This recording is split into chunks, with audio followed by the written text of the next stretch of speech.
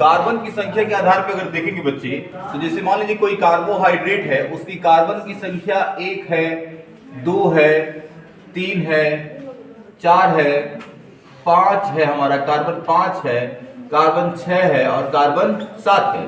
तो कार्बन 1 का 2 का हमारा कोई शुगर नहीं बनता है, समझ रहे हैं ना? ये पॉसिबल नहीं है कि कार्बन 1 और कार्बन 2 का कोई शुगर हो, ठीक है? तो कार्बन 3 से लेकर के 7 तक के शुगर है और आगे भी है, समझ रहे हैं ना? और आगे भी है, मतलब वहीं तक सीमित नहीं है, मतलब हमारा बेसिकली 3 से लेकर के आगे तक होता है। तो हम कहें नंबर ऑफ कार्बन एटम के आधार पे, कार्बन एटम के आधार पे अगर कार्बोहाइड्रेट का वर्गीकरण करते हैं बच्चे, तो कार्बन की संख्या अगर देखें 3 हो, 4 हो, 5 हो, 6 हो, 7 हो, उसी रिस्पेक्ट में हम ये भी लिखे हैं कि अगर इसमें ग्रुप जो प्रेजेंट हो एल्डिहाइड हो, अगर जो ग्रुप प्रेजेंट हो क्या हो, कीटोन हो, मतलब CHO हो, और क्या हो, CH3COO, सॉरी CH3, सॉरी यहाँ मतलब कीटोनिक ग्रुप हो, ठीक, मतलब C डबल बॉन्ड O हो, ठीक है? तो इसे बोलते हैं एल्डोज और इसे बोलते हैं क्या, कीटोन।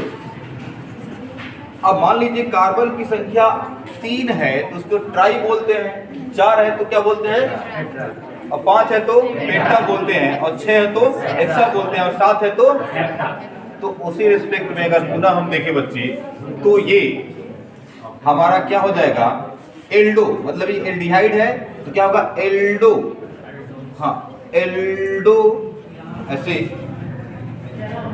एल्डो ट्राइओस, एल्डो ट्राइओस, और ये उसी हिसाब से क्या हो जाएगा, कीटो ट्राइओस, क्या हो जाएगा, कीटो ट्राइओस। अब बात समझ रहे हैं? अब आप ऑटोमेटिक बता सकते हैं 4 को क्या कहते हैं हम, टेट्रा, तो यहां पे हो जाएगा एल्डो, देखिए tetrose, Aldo tetrose, Aldo tetrose, तो ये क्या हो जाएगा, कीटो टेट्रोज, कीटो टेट्रोज, ठीक है? और ये एल्डो पेंटोज, एल्डो पेंटोज, और ये क्या हो जाएगा, कीटो पेंटोज, और यहां पे बोलिए एल्डो हेक्सोज, ठीक है, एल्डो हेक्सोज, और उसके बाद से यहां क्या हो जाएगा, कीटो हेक्सोज।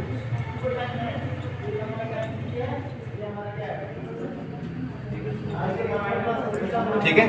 अब लास्ट वाला हमारा क्या हो जाएगा भाई, 7 को क्या कहते हैं, हेप्ट कहते हैं, सेप्ट कहते हैं, न्यू टेक्निक के अनुसार हेप्ट कहते हैं अथवा सेप्ट कहते हैं। और उस क्राइटेरिया से आगे बढ़ेंगे तो हमारा क्या हो जाएगा, एल्डो सेप्टोज, चाहे हेप्टोज कर देते हैं, एल्डो हेप्टोज, और ये क्या हो जाएगा, कीटो हेप्टोज, हेप्टोज।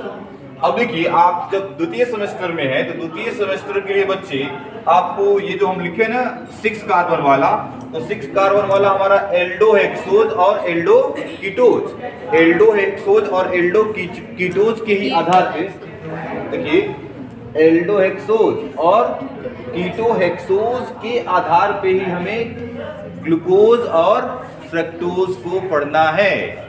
ग्लूकोज में भी कितने कार्बन होते हैं, 6 कार्बन होते हैं, और फ्रक्टोज में भी 6 कार्बन। तो 6 कार्बन के आधार पे वो कहाँ आएगा ग्लूकोज हमारा, ग्लूकोज में क्या होता है, CHO फंक्शनल ग्रुप होता है, लेकिन फ्रक्टोज में क्या होता है, कीटोनिक फंक्शनल ग्रुप होता है बच्चे। तो ये इस कैटेगरी में आ जाएगा, कितने कार्बन होते हैं उसमें, 6 कार्बन होते हैं, तो उस आधार से हमारा हो जाएगा एल्डो हेक्सोज। जब हम ग्लूकोज शुरू करेंगे तो आप पूछेंगे कि ग्लूकोज किस प्रकार का शुगर है, तो क्या कहेंगे, एल्डो हेक्सोज प्रकार का शुगर है, क्योंकि उसमें क्या होता है, एल्डिहाइड फंक्शनल ग्रुप होता है। उसी क्रम में अगर आगे बढ़ेंगे बच्चे तो हम फ्रक्टोज जब पढ़ाएंगे तो उसमें आप बताएंगे कि इसमें भी 6 कार्बन होते हैं और कीटोनिक फंक्शनल ग्रुप होता है, जिसके कारण वो क्या हो जाएगा, एल्डो कीटोज हो जाएगा। कोई प्रॉब्लम नहीं ना? तो ये जनरल क्लासिफिकेशन है, इसे हम ड्रा कर लेंगे, लिख लेंगे, ठीक है। सुनिए ध्यान से, सभी लोग ध्यान सुनिए। देखिए अब ग्लूकोज हम लिखे हैं ना, ग्लूकोज का जो मॉलिक्यूलर फार्मूला होता है C6 और अब यहाँ हम बता चुके हैं ना, ग्लूकोज में जो फंक्शनल ग्रुप होता है वो क्या होता है? एल्डिहाइड होता है। क्या होता है? एल्डिहाइड।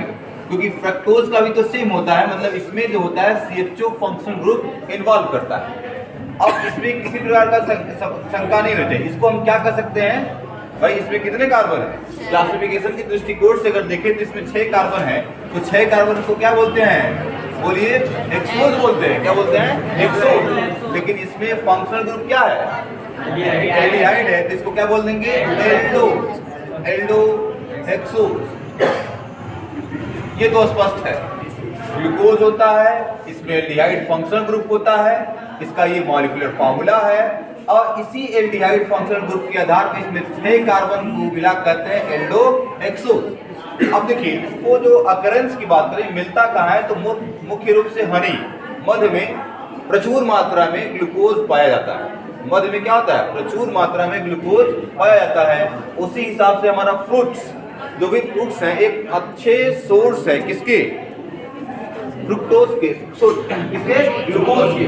और जो एनिमल्स यूरिन है, उस यूरिन में भी क्या मिलता है? हमारा ग्लूकोज मिलता है। एनिमल अथवा ह्यूमन ब्लड में भी क्या मिलता है? हमारा यूरिन मिलता है, सॉरी क्या मिलता है?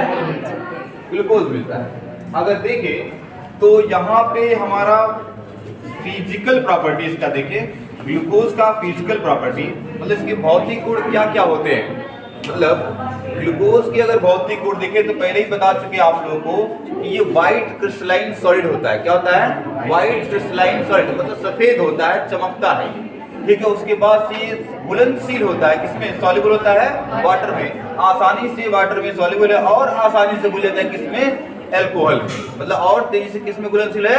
एल्कोहल में। और उसके बाद इनसॉल्युबल, ये अक्सर क्वेश्चन बनता है कि ग्लूकोज है किसमें अघुलनशील है? तो किसमें? ईथर में, ठीक है। उसके बाद से और इसके आगे बढ़े, इसकी और प्रॉपर्टीज है। तो ये क्या होता है? ग्लूकोज स्पेशली क्या होता है? ऑप्टिकली एक्टिव होता है, जो आप प्रथम सेमेस्टर में पढ़े हैं, ऑप्टिकल एक्टिविटी। तो मतलब क्या होता है? ये प्लेन पोलराइज लाइट को रोटेट कर सकता है, इसी कारण क्या होता है? Optically active. तो एक और बात आती है कि आखिर ये ऑप्टिकली एक्टिव है तो कैसे है? तो कैसे है भाई? ये प्लेन पोलराइज लाइट को क्लॉकवाइज घुमाता है, इसलिए क्या है? ये डेक्स्ट्रोरोटेटरी है। क्या है? ये डेक्स्ट्रोरोटेटरी है। और इट हैव स्पेसिफिक रोटेशन कितना? Plus 112 degree. कितना है? Plus 112 degree. क्या होता है? इसका स्पेसिफिक रोटेशन होता है, ठीक है। तो नोट करते हैं एक एक करके हम।